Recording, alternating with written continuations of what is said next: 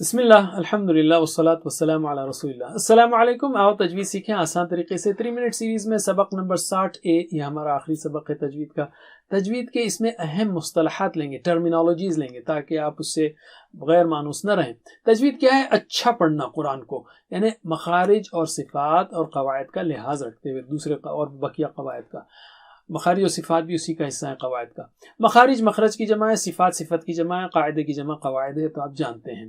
صفات الحروف میں جو اہم ہیں ٹرمینالوجیز وہ ہیں استفالہ یعنی پتلا پن یا نیچا یا باریک پن، تفخیم یعنی موٹا کرنا، استعلا اونچا موٹا کرنا، اطباق بہت موٹا اور اونچا کرنا، ہمس کیا ہے یعنی وسپر ہلکی سی آواز آنا جیسے اک اچ، لین کیا ہے نرم آواز سے او ای، قلقلہ زیادہ آواز ہے جیسے اق وغیرہ میں. اسی طرح اور بھی صفات ہیں جیسے تکرار، را اور ار اگر آپ کہیں تو اس میں تکرار ہوتی ہے. استطالہ یعنی طول دینا، طول کھینچنا، چونکہ داد جو مخرج ہے اس کا ذرا اس کو کہتے ہوئے لمبا تھوڑا سا وقت زیادہ ہوتا ہے جیسے ارض.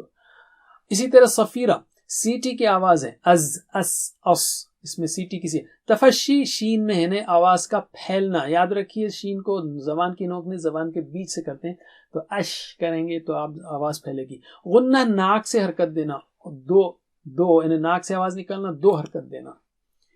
اللام الجلالہ کہتے ہیں لفظ اللہ کے لام کو. لام جو ہے مؤنث ہے، کوئی بھی حرف مؤنث ہے اس لیے جلال نہیں بولیں گے، جلالہ. ٹھیک ہے.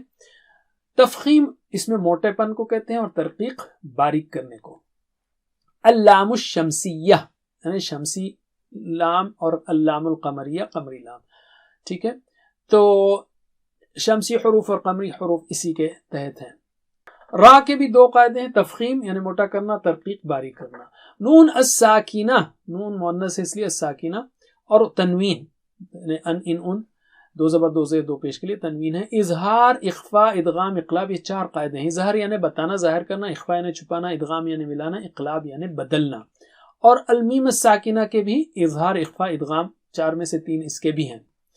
مد کی 2 اہم قسمیں، اصلی یا طبعی اور دوسرے ہے فرعی. فرعی میں جو اہم اقسام ہیں متصل یعنی جڑا ہوا، منفصل یعنی الگ، اور لازم.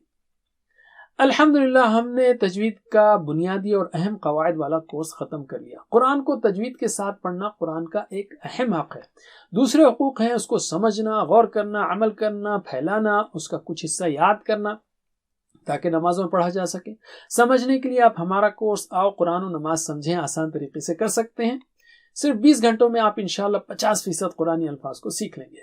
تو ہم اس کے ساتھ پہلے حصے کو ختم کرتے ہیں، دوسرا حصہ بھی باقی ہے.